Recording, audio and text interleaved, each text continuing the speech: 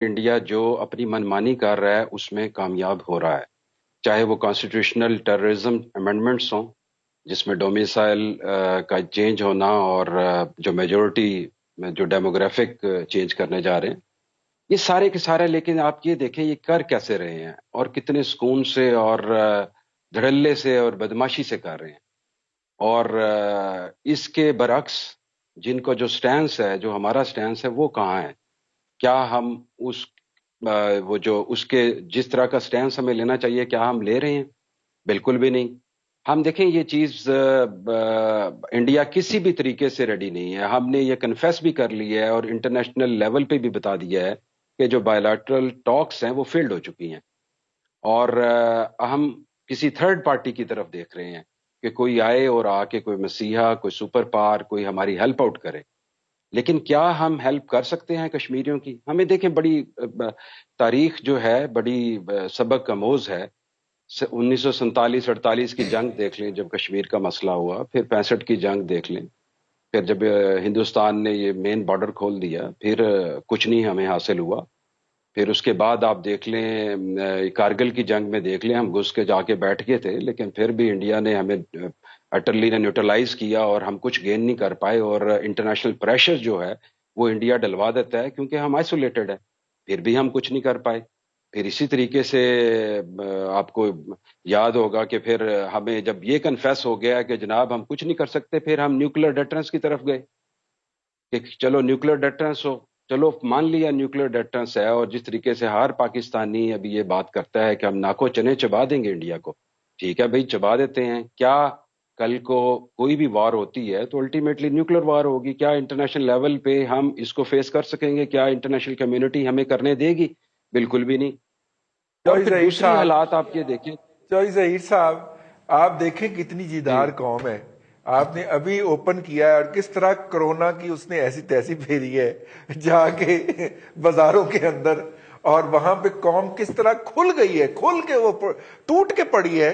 मैं आज एक जगह पे गया हूं, दुकान छोटी सी थी और उसमें बैठने के लिए कुछ 6 करीब सीटें थी, और कोई 13 के करीब जीदार खवातीन जो थी, उन्होंने बच्चे उठाए हुए थे, वो बाहर खड़ी इंतजार कर रही थी कि वो अंदर से चीजें खरीद के निकले और हम अंदर घुसे। आप ऐसी कौम के जज्बा जहाद को यार को थोड़ा सा देखिए, तो सलूट पेश मेरी बात करें ना यार। देखें, ये जो कोरोना की बात की है इसमें भी दो पहलू हैं। एक तो पहलू ये है कि कोरोना फंस गया, वो सोच रहा है कि शायद मैं यहां से भागूं कैसे। मान लिया, हाँ, ठीक है।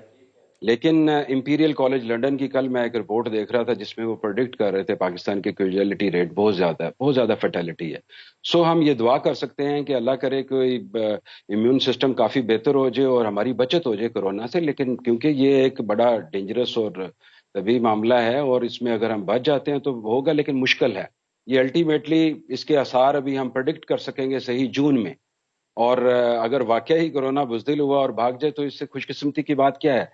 लेकिन अगर आप जो कश्मीर की बात हो रही थी, कश्मीर में आप देखें, जब कश्मीर के हम लेवल पे अगर कश्मीर की आज़ादी की बात करते हैं या वहाँ जो ह्यूमन राइट्स की जो वायोलेशंस हो रही हैं उनको हमने करना है, तो सबसे पहले हम जो कम से कम जो इंटरनल स्टेबिलिटी है उसको देखते हुए इंटरनेशनल कम्युनिटीज को ऑन बोर्ड करें।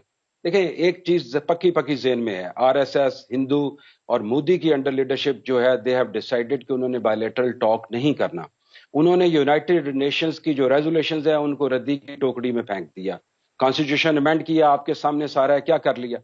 तो इसका दो ही हल नजर आते हैं। या तो ये है कि आप इकोनॉमिकली इतने स्ट्रांग हों कि इंडिया खुद बातचीत पे रेडी हो, और दूसरी बात यह है कि इंटरनेशनल लेवल पे इतना प्रेशर इंडिया को पे किया डाला जाए और आप इंटरनेशनल कम्युनिटी को अपने साथ जोड़ें और उनको ये बावर कराएं।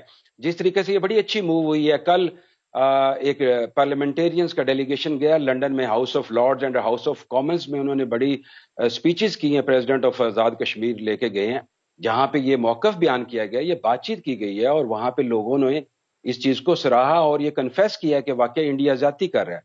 सो ये अक्रॉस द बोर्ड जो है इस तरह के डेलीगेशन जाने चाहिए, और जो ऑक्युपाइड कश्मीर के लोग हैं उनको भी अपनी जो आवाज है उसको बढ़ाना चाहिए और इंटरनेशनल लेवल पे बात करनी चाहिए। यही हल होगा। जंग जो है वो मेरा नहीं ख्याल कोई हल हो। जी ठीक है। भट्टी साहब, G20 कंट्री के अंदर हम जाते हैं भीख मांगने के लिए और बड़ा फख्र से बताते हैं हमें भीख मांगने का बड़ा तजर्बा है ना जी। भीख मांगने का, जी इतने 1 साल के लिए उन्होंने हमारा डिले कर दिया। आपको पता है उस G20 के अंदर इंडिया भी बैठा हुआ है। यानी एक साइड पे आप उससे भीख मांग रहे हैं, दूसरी साइड पे आप किस मुंह से उससे कश्मीरियों के हकूक मांगेंगे?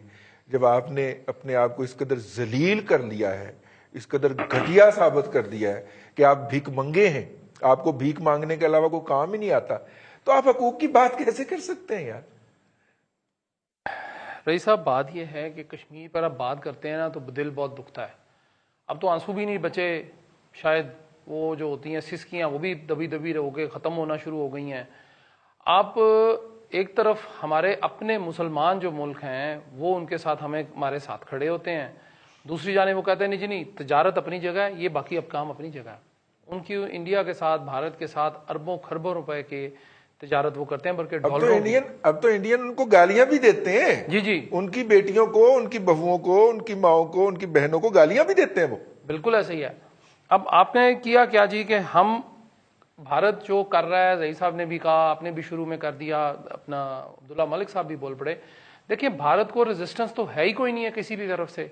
कोई इंटरनेशनल फोरम मुझे बता दें जिसने उसको रेजिस्ट किया हो, कोई इंटरनेशनल लीडर बता दें जिसने ये काम किया हो।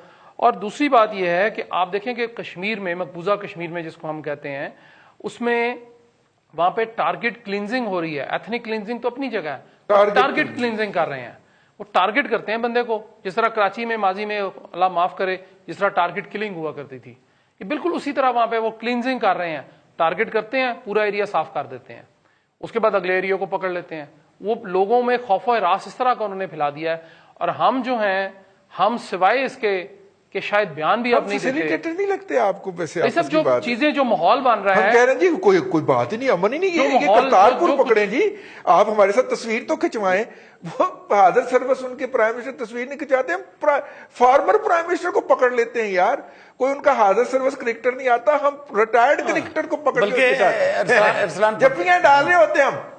अरसलान भट्टी साहब, इस बात पे भी आप थोड़ा सा ऐड कीजिएगा कि हमने जो अच्छे बच्चे वाला रोल अडॉप्ट कर लिया ना, कि दुनिया में कह रही है कि देखे ना पाकिस्तान, हम दुनिया को कहते हैं कि देखे हम तो आपको इंट्रीग नहीं हो रही, हम कोई फैसिलिटेटर नहीं है, हम तो अच्छे बच्चे हैं, हमारा कोई ये हिसाब इंडिया कर रहा है। इस बात थोड़ा डालिए ना जी। और साथ में भट्टी साहब ट्रेंड हम चलाते हैं कि अफगान आएंगे और तुम्हें मारेंगे, मेरा बड़ा भाई आएगा गज़वा हिंद करेगा और तुम्हें मारेगा। मैं इसलिए कहता हूँ जी कि बड़े भाई साहब अगर आ भी गए ना तो वो अपना न्याज में से हिस्सा लेंगे और निकल जाएंगे। बड़े भाई साहब ने पहले हमें रगड़ा दे रहे हैं यार। वो मसला ये कि इन अकल के अंतों को पता नहीं है, वो यहाँ से है। अब उसके बाद जी आप कर लीजिए जी। उसके बाद ये है जी कि अभी आप देखिए कि हमने कुलभूषण यादव की, आपने शुरू में बात की थी, मैं उस तरफ आ रहा था, कश्मीर पे तो आप सारे बोल पड़े। अब मसला ये है जी, कुलभूषण यादव को हमने पकड़ा हुआ है, सालों साल से पकड़ा हुआ है, हम तस्वीर पे उसका नाम पढ़ रहे होते हैं। उसके बाद मियां नवाज शरीफ को गद्दारी का भी कह दिया कि जी वो भारत से मिल गए हैं, मोदी साहब नाम नहीं लिया, शादी पे आ गए, वो नाम नहीं लेते। अब हमने क्या किया जी कि अब मुझे बता दें कि पिछले 21 माह से कुलभूषण यादव जो है